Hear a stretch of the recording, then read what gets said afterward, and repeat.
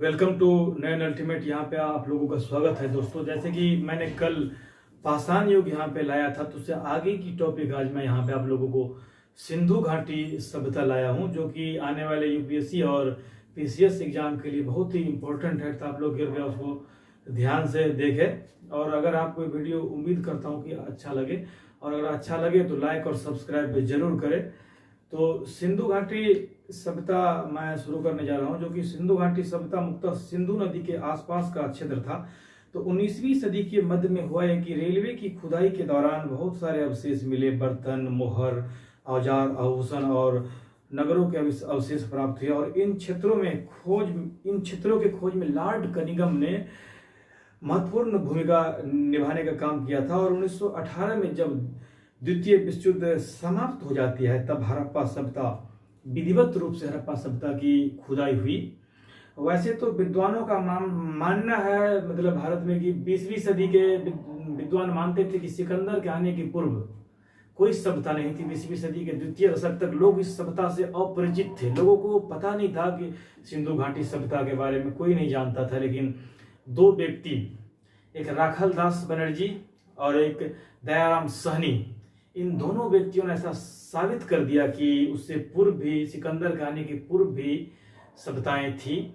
तो मैं यहाँ पे आप लोगों को सिंधु घाटी सभ्यता के बारे में बारी बारी से बताऊंगा। पहले इसके यहाँ पे भूमिका पे चर्चा करने का काम करेंगे, फिर इसका प्रमुख स्थल, फिर प्राप्त साक्ष्य, और फिर उसका जो भौतिक और सामाजिक जीवन जिस तरीके था, जैसे भौतिक जीवन पे प्रकाश डालेंगे, फिर सामाजिक जीवन, जैसे मातृसत्तात्मक समाज था सिंधु घाटी सभ्यता में, फिर उसका आर्थिक जीवन चर्चा करेंगे।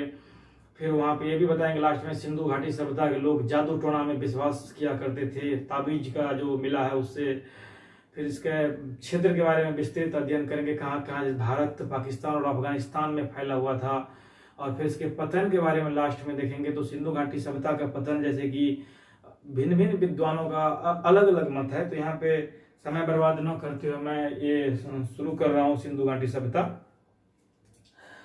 तो सिंधु घाटी सभ्यता भारत का प्राचीन सभ्यता था, जो कि सिंधु नदी के तट पे था। सिंधु नदी के तट पे था, सिंधु नदी के तट पे था और ये सभ्यता, और सिंधु नदी के तट पे था। और एक सेकेंड और इसके आसपास की जितनी भी सभ्यताएं थे, सभी मतलब इस नदी से मतलब लगे हुए थे। जैसे लोथल, भोगवा नदी के तट पे था, कालीबंगन, घग्गर नदी के तट पे था। और यह सिंधु घाटी सभ्यता जो था, अपनी समकालीन सभ्यता में सर्वाधिक विकसित थी। और समकालीन सभ्यता का मतलब है जैसे कि उस समय की मेसोपोटामिया की सभ्यता थी, मिस्र की सभ्यता थी, चीनी सभ्यता थी। उन सब सभ्यताओं में सिंधु घाटी सभ्यता सर्वाधिक विकसित सभ्यता थी।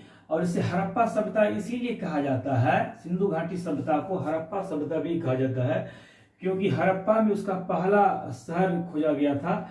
और 1921 में हड़प्पा शहर राय बहादुर दयाराम सहनी ने खोज किया था हड़प्पा सभ्यता को। बहुत इंपॉर्टेंट पॉइंट है। वैसे तो मैं आगे आप लोगों को बताऊंगा कि कैसे कैसे कौन सा शहर कहाँ मिला, साक्ष्य क्या था, लेकिन यहाँ पे आप लोग देख ले कि हड़प्पा पहला शहर, सिंधु घाटी सभ्यता का नाम हड़प्पा सभ्यता भी इसीलिए कहा जाता है क्योंकि 1921 में पहली जगह हड़प्पा ही थी, जिसे राय बहादुर दयाराम सहनी ने खोजा। और जॉन मार्शल के नेतृत्व में मतलब उन्होंने खोज किया था। और जॉन मार्शल जो था उस समय के भारतीय पुरातात्विक विभाग का अध्यक्ष था। और आज के समय में यदि हम बात करें तो भारतीय पुरातात्विक विभाग भारत के सांस्कृतिक मंत्रालय के अधीन आता है, जो कि सांस्कृतिक मंत्रालय अभी नई दिल्ली में है, न्यू दिल्ली में है। यहाँ पे आप लोग कृपया उसको नोट कर ले। तो एक बार मैं और बताना चाहूंगा, सिंधु घाटी सभ्यता जो था अपने समकालीन सभ्यताओं में सर्वाधिक विकसित थी। समकालीन का मतलब यह होता है एक ही समय के दो लोग। समकालीन वो लोग होते हैं जो एक ही समय में दो लोग होते हैं। जैसे तो सिंधु घाटी सभ्यता के समय में जो और सभ्यताएं विकसित थे, जैसे मिस्र की सभ्यता, मेसोपोटामिया की सभ्यता, चीनी सभ्यता, उन सब सभ्यताओं में सर्वाधिक विकसित हड़प्पा सभ्यता था। और हड़प्पा पहला शहर पड़ा, इसलिए सिंधु घाटी सभ्यता को हड़प्पा सभ्यता भी कहा जाता है। इसी सभ्यता को हड़प्पा सभ्यता कहा जाता है। और इसका खोज राय बहादुर दयाराम सहनी ने 1921 में किया था और जॉन मार्शल के नेतृत्व में खोज किया था। और जॉन मार्शल जो कि उस समय का पुरातात्विक विभाग का अध्यक्ष था। इंपॉर्टेंट है, ये पूछ सकता है कि उस समय का पुरातात्विक विभाग का अध्यक्ष कौन था, कई सारे विशेष एग्जाम में आ सकता है। तो जॉन मार्शल थे और जॉन मार्शल के नेतृत्व में उन्होंने खोज किया था राय बहादुर दयाराम सहनी ने। और भारतीय पुरातात्विक विभाग आज के समय में सांस्कृतिक मंत्रालय के अधीन है और ये सांस्कृतिक मंत्रालय न्यू दिल्ली में है, बहुत ही इंपॉर्टेंट है। और सिंधु घाटी सभ्यता की यदि हम बात करें उसका क्षेत्रफल, जिसका क्षेत्रफल 13 लाख वर्ग किलोमीटर, लेकिन एनसीईआरटी का ये डाटा बहुत ही एग्जैक्ट है, कहीं कि 13 लाख भी मिलेगा तो आप लोगों को लगा देना ऑप्शन में, तो 12,99,600 वर्ग किलोमीटर है। और सिंधु घाटी का जो क्षेत्रफल है त्रिभुजाकार आकार में है, ये त्रिभुजाकार आकार में है। और इसका सिंधु घाटी सभ्यता की यदि हम मैप का बात करें तो उत्तर में आपका मांडा हो गया, मांडा उत्तर में, दक्षिण में दायमाबाद एक जगह है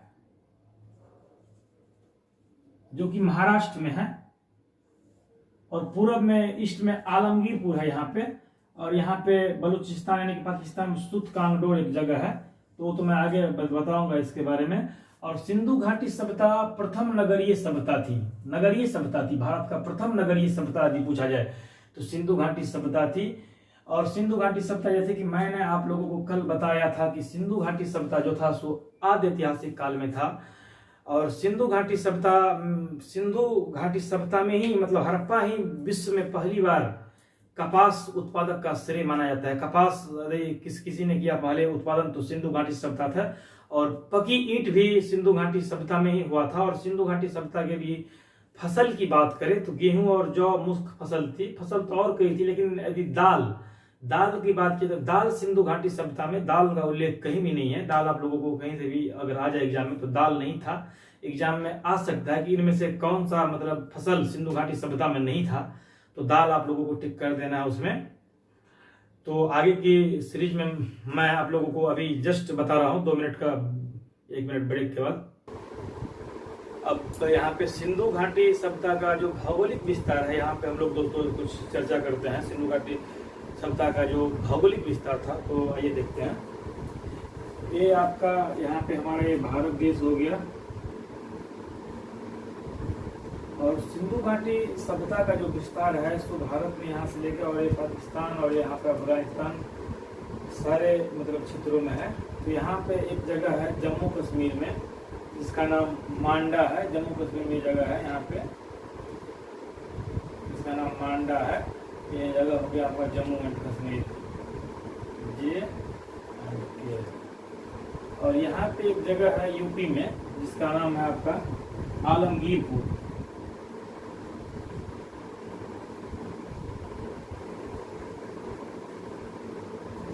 और ये जगह यहाँ पे महाराष्ट्र में है, दायमाबाद।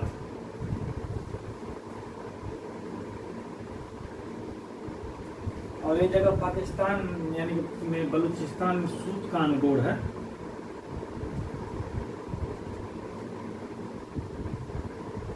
सिंधु घाटी सभ्यता का जो ये क्षेत्र हो गया आपका टोटल विस्तृत, और इस तरीके का मैप बहुत ही महत्वपूर्ण है। यानी कि टोटल एरिया जो हो गया यही हो गया सिंधु घाटी सभ्यता का क्षेत्र, और इतना में ये फैला हुआ है ये एरिया है। और इसका एरिया मैंने बताया था अभी जस्ट आप लोगों को 12,99,600 वर्ग किमी है। और ये जो क्षेत्र है आपका, ये क्षेत्र आपका त्रिभुजाकार है।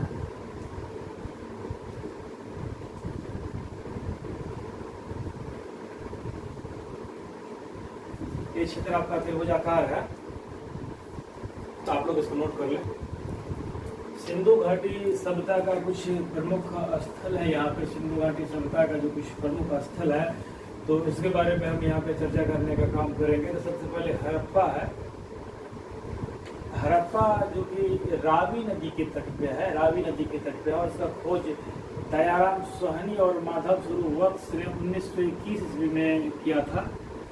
और ये जो हड़प्पा आपका जगह है जो कि पाकिस्तान के मोगली जिला में है, तो हड़प्पा रावी नदी के तट पे है। खोज दयाराम साहनी और माधव स्वरूप वत्स ने 1921 में किया था और पाकिस्तान के वर्तमान समय में मोगली जिला में है। उसको याद करने का एक मैं ट्रिक बता रहा हूँ, हरा दम्मा याद करना है। हरा दम्मा यानी कि हड़प्पा और से हो गया हड़प्पा, रा से रावी, द से दयाराम, दयाराम साहनी और मौ से माधव स्वरूप वत्स। हरा दमा हड़प्पा रावी नदी के तट पे है। दयाराम साहनी और माधव स्वरूप वत्स ने उसको खोज किया था। अब यहाँ पे देखते हैं कि हड़प्पा सभ्यता से कुछ प्रमुख स्थल जो प्राप्त हुए थे, जो इस तरीके से है। हड़प्पा से कब्रिस्तान R37 नामक एक कब्रिस्तान प्राप्त हुआ है। गेहूं और जौ के दाने का साक्ष्य भी हड़प्पा से ही प्राप्त हुआ है।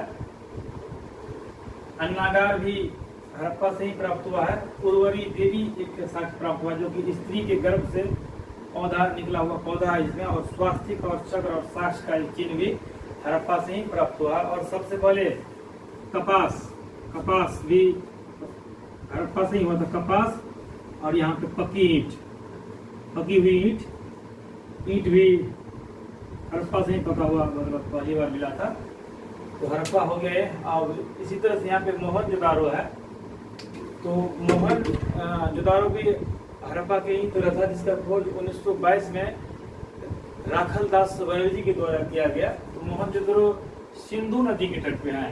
हड़प्पा रावी नदी के तट पे था और मोहनजोदारो सिंधु नदी के तट पे है, और इसका खोज राखल दास बनर्जी ने 1922 ईस्वी में किया था और पाकिस्तान के लाड़काना जिला में है। ये पाकिस्तान के मोगली जिला में था और इसका खोज दयाराम साहनी और माधव स्वरूप वत्स ने किया था और इसका खोज राखल दास बनर्जी जी ने 1922 में किया था। और इससे प्राप्त स्थल कुछ इस तरीके से हड़प्पा से जो स्थल प्राप्त हुए थे, जो मैंने इस साइड आप लोगों को बताया। और मोहनजोदारो से प्राप्त स्थल है तो कांसे की नर्तकी मोहनजोदारो से प्राप्त हुए। विशाल स्नानागार जो कि बहुत इंपॉर्टेंट है, बहुत सारे एग्जामों में आ चुका है, जिसकी लंबाई 11.88 मीटर लंबा, 7.081 मीटर चौड़ा और 2.43 मीटर गहरा है। मुद्रा पर अंकित पशुपतिनाथ की मूर्ति, मातृ देवी की मूर्ति और मिट्टी का तराजू भी मोहनजोदारो से प्राप्त हुआ है। तो दोस्तों यही था ये, और इसका आगे का जो पार्ट है मैं नेक्स्ट पार्ट में आप लोगों को कल बताऊंगा। नेक्स्ट पार्ट में मैं आप लोगों को काली बंगा के बारे में बताऊंगा, जो कि राजस्थान में घग्गर नदी के तट पे है। बीके थापर ने इसका खोज किया था।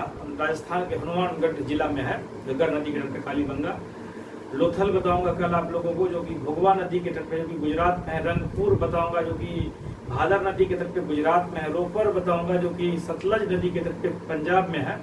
तो इससे आगे की सीरीज में कल लाऊंगा। यदि आपको वीडियो अच्छा लगा हो दोस्तों तो लाइक और सब्सक्राइब जरूर करें। धन्यवाद।